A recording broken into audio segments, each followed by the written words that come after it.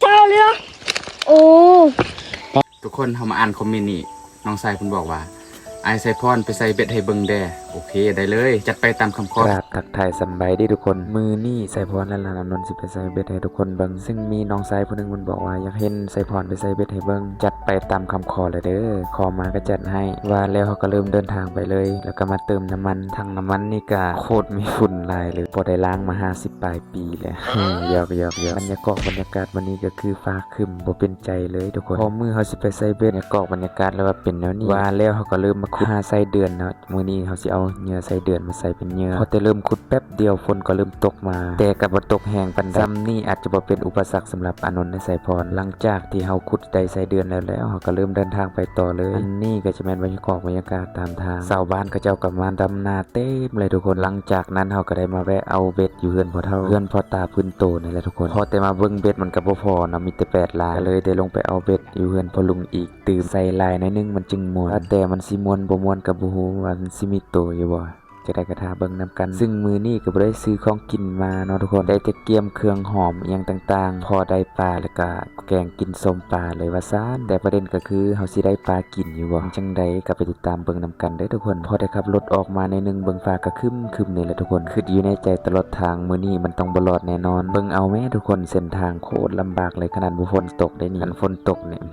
บ่อยากสิพรรณนาเลยและแล้วเฮาก็ลงมาฮอดเถียงนาแล้วเนาะทุกคนเบิ่งกาที่เฮาสักกาวังแล้วมันก็งามเขียวเลยทุกคนว่าลานอานนท์และไสพรสิมานอยู่บ่มื้อนี้นะไผว่าสิมานก็กด1ไผว่าบ่มานก็กด2เด้อหลังจากที่เฮาจอดรถพักแป๊บนึงก็เริ่มย่างไปหาไม้เลยว่าต้องได้ฟ้าวเนาะทุกคนเพราะว่าบ่มีหยังกินตอนสวยบ่มานนี่ก็คือได้กินแจ่วอีหลีได้ก็ได้แต่คิดอยู่ในใจนั่นแหละว่าสิมานอยู่ดอก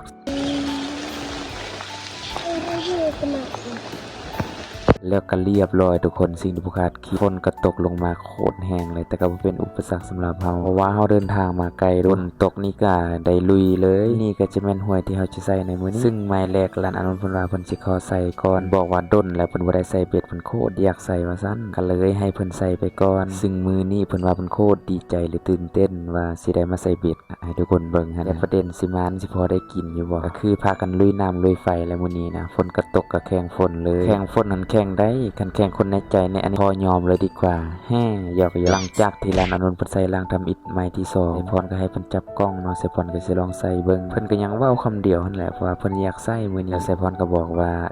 ฮู้แล้วนะ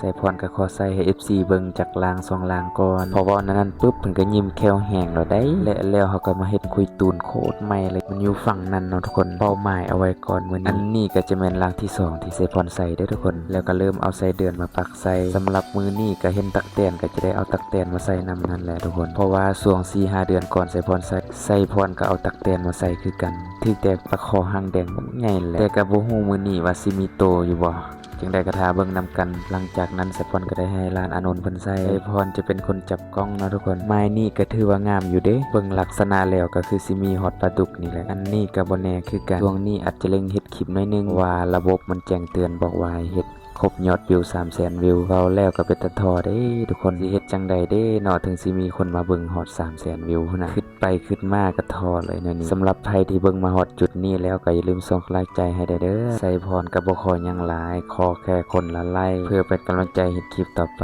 แฮ่หยอกขอแค่มีคนเบิ่งคลิปเฮาจนจบสำนี้ก็ดีใจแล้วว่าแล้วลานอานนท์เพิ่นก็จะมาใส่ไม้นี่ก็ถือว่างามสมควรคือจะมีฮอดปลาดุกปลาคอปลานิ่นปลาโลมา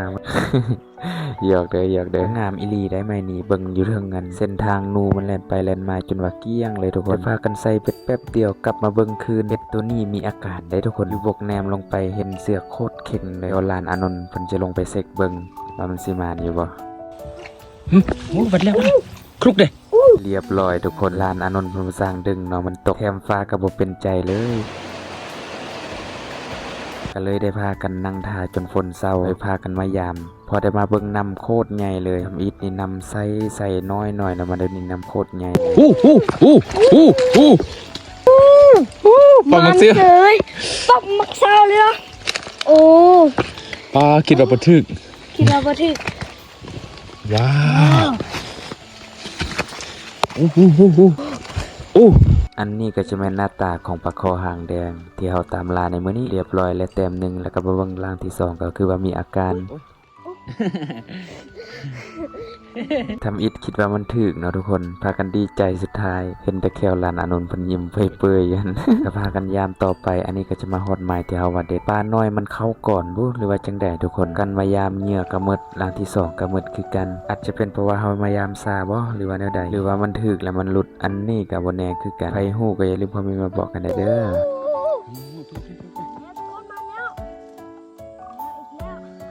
แล้วอีกแล้ว และแล้วแต้มที่2ของเฮาก็แม่นปลาคอหางแดงอีกเช่นเก่าเช่นเคยใส่ตัวนี้จะบ่ค่อยใหญ่ปานใดปานกลางเนาะทุกคนแล้วก็มานติดกันเลยตัวนี้ก็ใส่ปานกลางคือกันทุกคนคลิปนี้อาจจะยาวหน่อยนึงเด้อทุกคนสำหรับคลิปนี้อาจจะยาวหน่อยนึงมีอีกเรื่องนึงใส่พรลืมบอกทุกคนใส่พรจะได้ปักเบ็ดไว้มื้ออื่นเช้าสิมายามอีกเนาะทุกคนจังใดก็ขอบใจทุกคนที่เข้ามารับชมคลิปจนจบเด้อสำหรับมื้อนี้บ๊ายบาย